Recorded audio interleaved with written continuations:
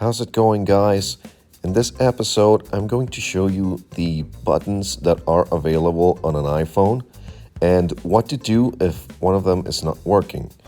Okay, so first of all, we have the power button that is right here, and then we have the volume up button that is right here, and then we have the volume down button that's just below it right here. We also have a switch that's going to allow us to select if we want our phone to be on silent mode or in ringer mode. So if I turn this on for ringer mode, like so, that little message appears. If I want to turn it off again, I just click down and it says silent mode on.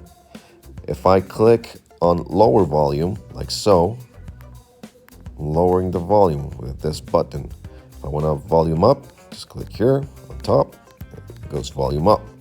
Okay, what happens if you click one of those buttons and it doesn't work? Well, that mainly indicates that there is a mechanical failure in your iPhone.